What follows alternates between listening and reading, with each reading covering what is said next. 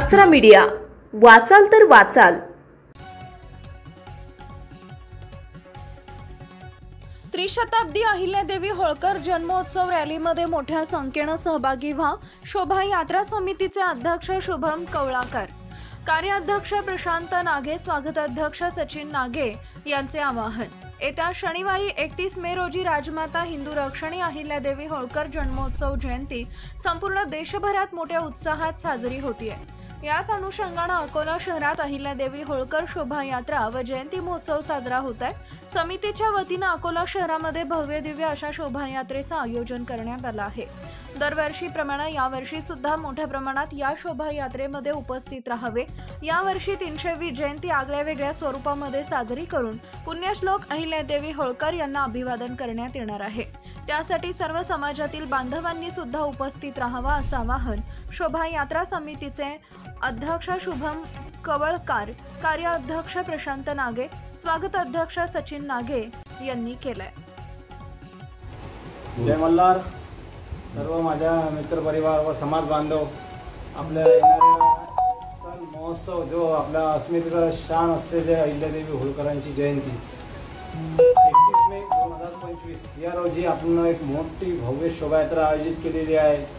तरी हीच माझ्या सर्व समाज बांधवांना विनंती करतो की आपण येणाऱ्या 31 मे राजराजेश्वर नगरीमध्ये आपली समाज बांधव उपस्थित राहणं हे आमची विनंती करतो। आणि माझा स्वागताध्यक्ष शोभायात्रा समितीचा मी मल्हार प्रतिष्ठान संस्थापक अध्यक्ष सचिन प्रकाश नागे हे विनंती करतो की आपण जास्तीत जास्त संख्येने मल्हार हे पुण्यश्लोक अहिल्यादेवी होळकरांच्या जयंतीमध्ये उत्साहात साजरी व्हावी आणि आपण सर्वांचा सहभाग मिळून हे जयंती साजरी होणार आहे। जास्तीत जास्त संख्येने आपली उपस्थिती राहावी हे नम्र विनंती। जय मल्हार। शोभायात्रा समितीनिमित्त निघणाऱ्या रॅली आणि शोभायात्रेमध्ये विशेष आकर्षण काय आहे ते आपण सांगावे। विशेष आकर्षणमध्ये आपलं पुण्यश्लोक अहिल्यादेवी होळकरांचा ह्या भव्य एक रथ आहे, एक सांप्रदायिक एक वारकरी संप्रदाय आहे। त्याच्यामध्ये खूप 200 ते 250 लोक राहणार आहे। त्यामध्ये एक आपलं एक ढोल पथक ते आयोजन केलेलं आहे आपण। आणि त्यानंतर एक छोटासा बँड जे एक युवकांचा एक हे असते सरासाठी एक असते।